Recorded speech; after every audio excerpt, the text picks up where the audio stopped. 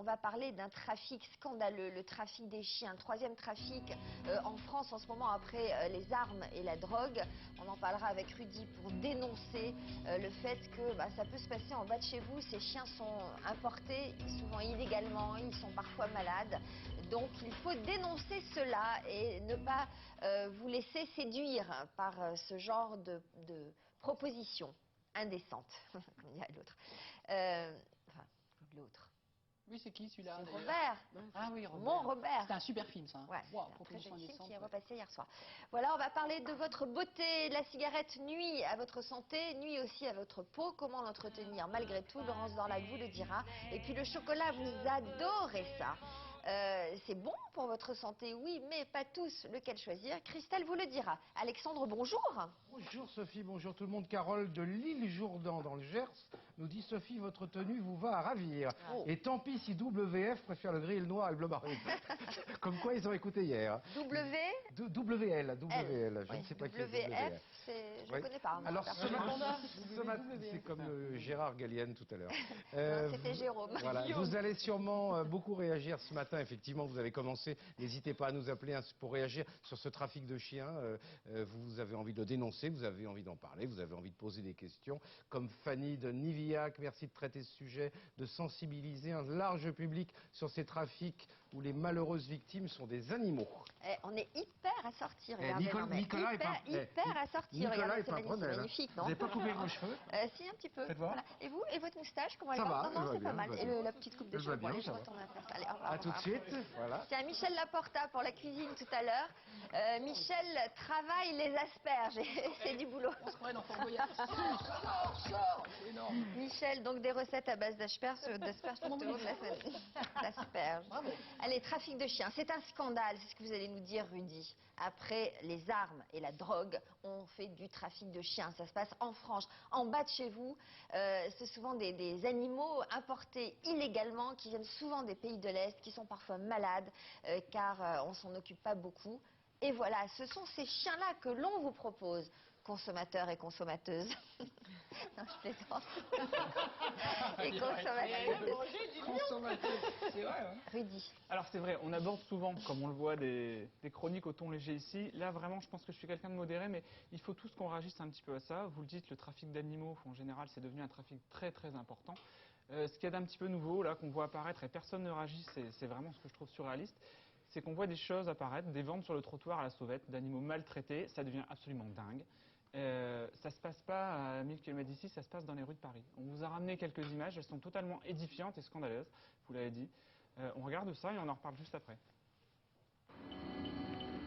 Dans les beaux quartiers de Paris, au pied des grands magasins, en apparence, ces chiots ne font qu'accompagner leur maître. Mais en réalité, ils sont à vendre.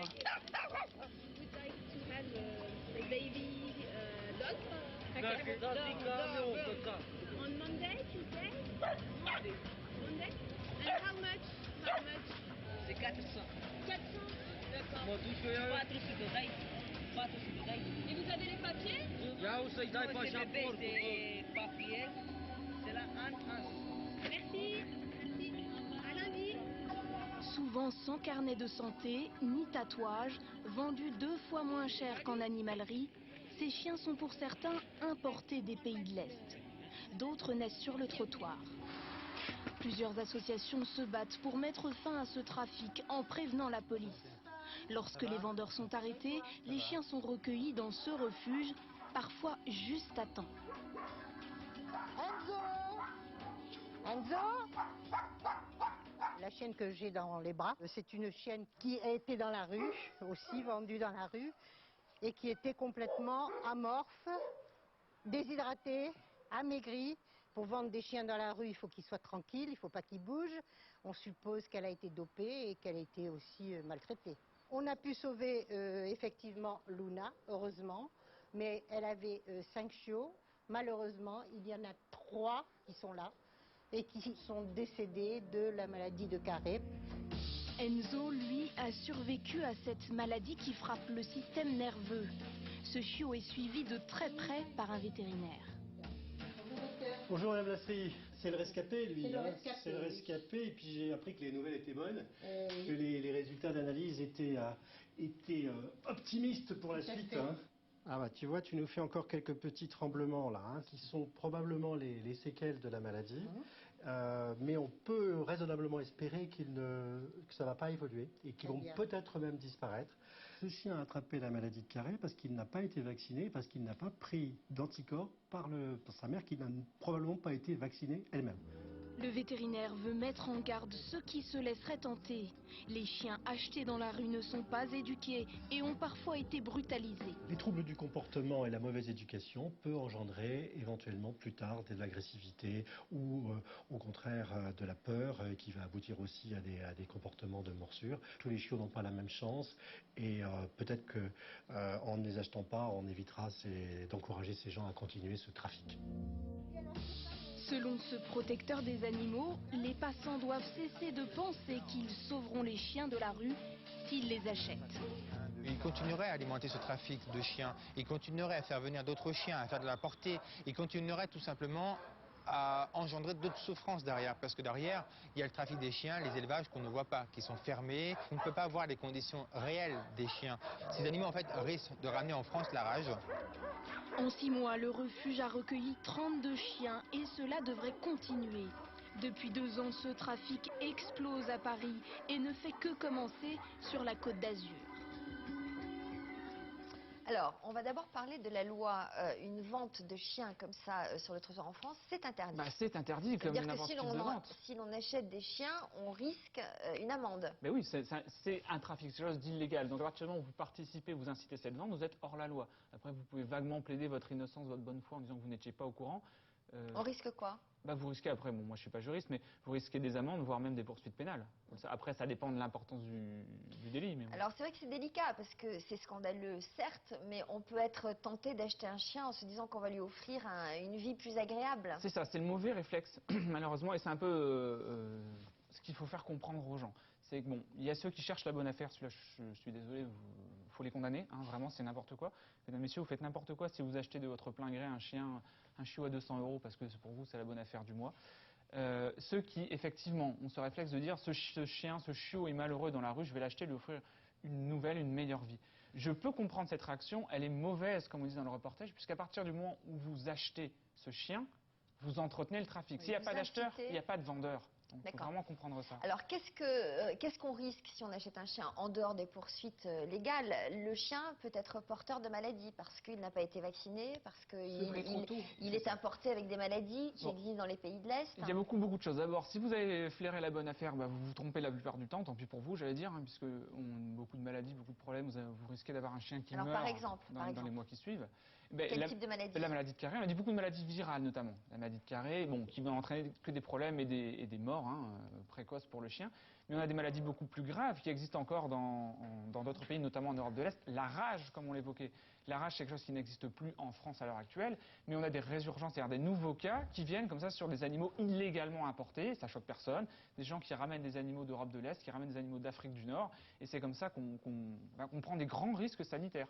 Pour vous, pour votre entourage, pour tous les animaux autour, pour la société, tout à fait. Il faut bien savoir qu'après, normalement, la loi dit que tous les animaux qui ont été en contact avec un chien enragé doivent être mis sous surveillance, voire euthanasiés, par précaution. Vous imaginez un chien qui est enragé sur le trottoir, votre chien va le renifler, c'est super dangereux. C'est super dangereux. Waouh. Comment peut-on se prémunir de ce genre de trafic? Comment peut-on être sûr que le chien que l'on achète n'est pas issu d'une importation illégale? Bon, alors c'est plus ou moins facile. Quand vous achetez dans la rue comme ça, c'est sûr, c'est absolument illégal. Là, vous ne posez même pas la question, c'est certain. Après, effectivement, on avait, dans les années passées, ça existe toujours, bien sûr, hein, ces trafics organisés où on avait des élevages, donc notamment, je suis pas là pour dénoncer, je suis originaire des pays de l'Est quelque part, on avait beaucoup de trafics qui venaient de ces pays d'Europe de l'Est, où on avait des élevages intensifs et des reventes dans des animaleries ou par des éleveurs, qui n'étaient plus des éleveurs, peu scrupuleux, hein, on ne fait pas de généralité.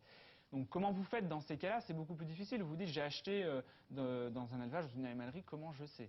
Alors déjà, essayez d'acheter un chiot qui ne doit pas être trop jeune. Un chiot de quelques jours, moins d'un mois, ça n'existe pas, ça ne se vend pas. Vous devez avoir un animal qui est identifié, c'est obligatoire. Toute cession, même gratuite, d'un chien doit se faire avec l'animal qui est identifié, par puce ou par tatouage. Bon, la puce, vous ne pouvez pas le vérifier. Faites-le vérifier par votre vétérinaire à l'occasion d'une première visite. En sachant que les puces françaises commencent toutes par Par le chiffre 250, normalement. Alors, si votre animal dont vous allez lire la puce ne commence pas par 250, ça ne veut pas dire forcément que c'est issu d'un trafic. Non, mais par ça veut exemple, dire moi, qu'il a été j'ai acheté pucé à mon animal l'étranger. dans une animalerie, il venait de Belgique. Ben, ça ne me pose pas de problème si finalement ça a été assez clair. Ben, j'espère, hein. Oui. Non, mais il n'y a aucun... Ça coûte cher, elle est belge. Il y a J'ai pas aucun remarqué problème. quand on aboyait. Ben, moi, à son accent, hein. Ah, maintenant vous le dites, peut-être qu'il y a un petit point d'accent. Non, mais il n'y a pas de problème, c'est la loi du marché. Après, il faut juste qu'on soit clair là-dessus. Quand on essaye de vous le cacher, qu'on ne veut pas vous parler de l'origine des chiens, là, méfiez-vous davantage. Un bon éleveur, un bon vendeur, si vous lui posez la question, doit vous dire d'où viennent ces animaux, voire même vous présenter finalement l'élevage, d'où ça vient.